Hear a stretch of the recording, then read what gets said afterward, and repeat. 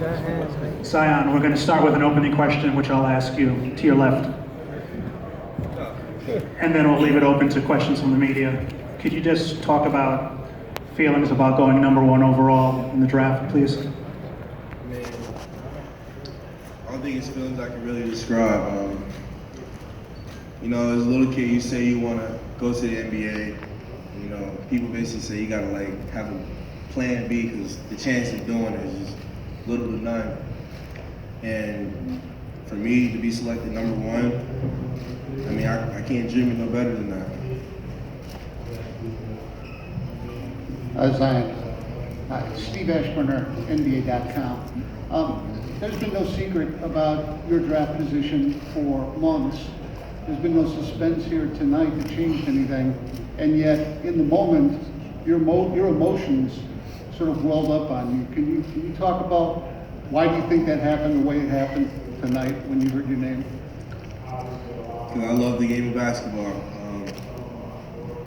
You can hear people say things like, that it was likely that I was going to go #1, but I guess you don't know until you actually go through it. And hearing my name called, I was able to make it on stage without a tear, shake the commissioner's hand. But in the interview, when my mom was standing beside me, my emotions just took over. Just to follow up, how much responsibility do you feel to the people that have been there for you up to this point, to the people that are going to pay attention to you now, and particularly to yourself as the #1 pick, not just drafted into the league, but the very first player of this class? I don't see it as much of a responsibility. I love the game and I love to win. So whatever the team needs me to do, I'm willing to do it because I feel like people remember winners. Brandon Harper, 680 The Fan in Atlanta. Just wanted to ask, to play for a guy like Coach K for however long is a privilege. What will you take from him, everything from what he's taught you with the year that you've had, that could possibly make the transition to the NBA just a little bit easier for you? Just be myself and trust myself, because that's what got me this far, and just continue to do that while honing my other skills, and just can keep my love for the game. Zion, what excites you the most about the roster you're going to join, especially playing with young lottery picks like Brandon Ingram and Lonzo especially?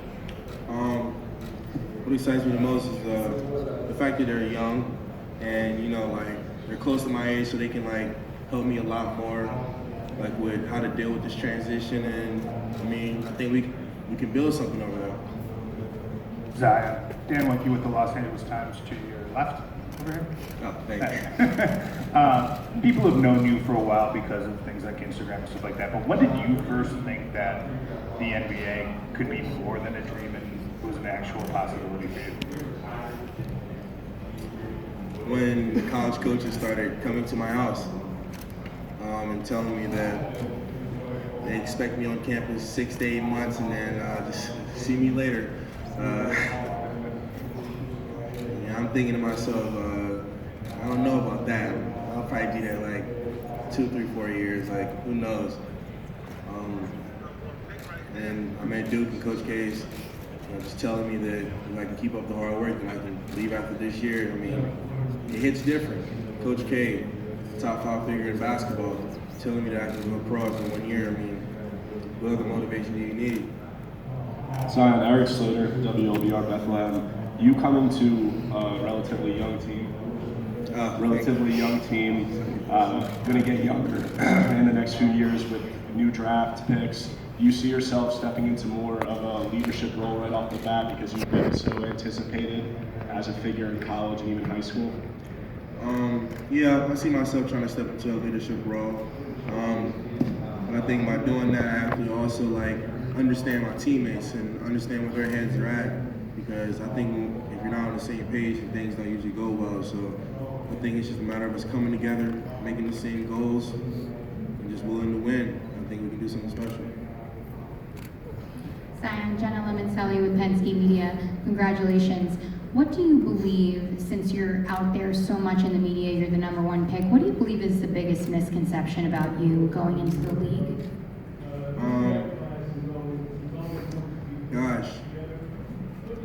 sure. I think that I get labeled. So I just get labeled, and like I was in a position of like hearing about somebody else a lot with like, oh, this player can do this, that, and you want to see for yourself. So I think with people just trying to label me, and I don't think it's that serious because I'm just looking to play basketball and win. Tendy Samagi, Eagle News. Congratulations. What is one attribute that the whole world should know about? I'm gonna do anything to win. Just gonna do anything to win. Hey, so I'm Lloyd Carroll, the Queens Chronicle. Let's talk money. Obviously, you're now in the highest tax bracket. I know you have an agent, but let's talk about, are you going to be involved with your finances? How much have you studied about managing money, having an investment portfolio, not just depending on an agent to do this? A lot of athletes have gotten in trouble for that. And you seem like a pretty polished person, so you read the journal every day. What's your strategy? My strategy is like I'm still learning. Like I'm gonna learn as much as I can about what I need to know, and any tips, please shoot them. I like to hear all advice. Max Bonstetter, Sports Illustrated. First of all, Zion, congrats on being the first overall pick. You're also the first player to be born in the year 2000 to be drafted in the NBA. You're making history in many ways. How will you change the league, especially how players relate to young fans in the future? How old are you? I'm 15. I respect that. I like that. Times change. Like, I think that's why there's so many debates about like who people think the greatest players of all time are. Like, I think if you were in the time of Wilt Chamberlain, Bill Russell, you'd probably say one of those two. Or if you're in the time in Jordan, you'll probably say Jordan. In our generation, a lot of them say LeBron. So times change, and I think, younger fans will like younger players. Zion, in the back, Rick Leventhal, Fox News Channel, congratulations. Who are you looking to for advice and counsel on how to handle all the fame and fortune, and what's the best advice you've gotten so far? Just veterans from all teams who've been in the league for like 10 plus years, maybe 7 plus years, because they've usually been through it all by then. And the best advice I've been given is be myself and keep my love for the game. Zion, congratulations, Valeria Rubino, V Sport. LeBron James told me he has a lot of advice for you, and you know how to reach him. Did you get to talk to him before the draft? Will you talk to him, and what do you want to learn from him and from all the veterans in the league? I actually did see that interview, actually. I probably will hit him up. Hopefully he responds to me. But my questions would probably be like, what do I have to do to maintain? Like, what do I have to do to just try to like make my way to the top? Zach Gilb, CBS Sports Radio, WFAN. Everyone saw the moment that you shared on the stage with your mother in the emotional interview. You said she sacrificed a lot and she means everything to you. How do you describe your mother for people that don't know her? How would I describe her? In a lot of words. Tough love. Like, she would always be like the first one to keep it real with me. It was never, she's trying to like cover it up with love, but she would always keep it real with me. She taught me like growing up, and whenever I needed something, she would do everything in her power just to get it for me and my brothers. She put aside her dreams just so me and my brothers could have a chance at ours.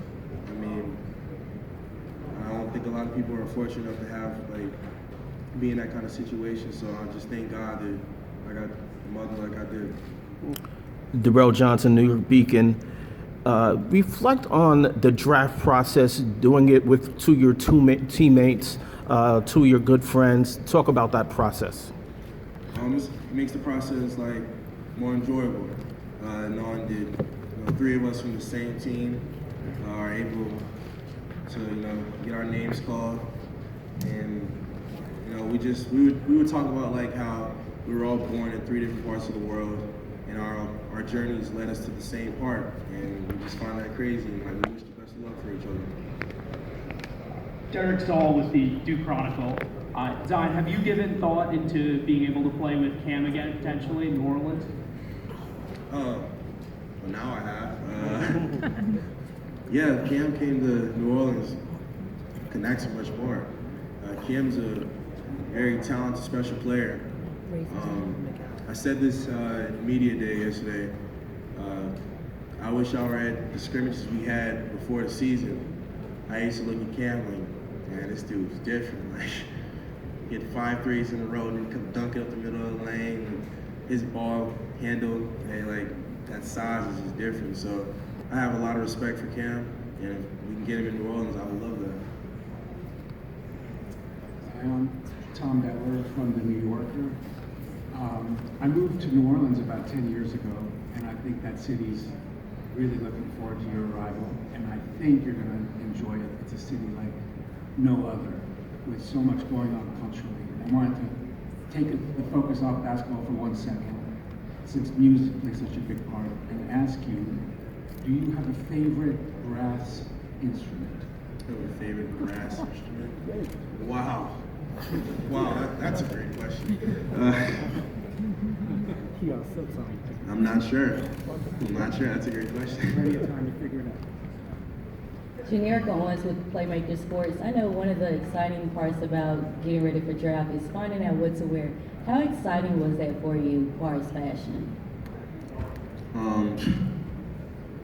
I just trusted Adrian with this suit. He said, your skin will pop in this color. And I was like, I don't know about that. But, I mean, he's been in the fashion business for a long time. And like, he trusts my game, so I was like, all right, I guess we'll do the cream white suit. And when I saw it in person, I was like, you know what? I actually might look good. Thank you, Zion. Louis Armstrong.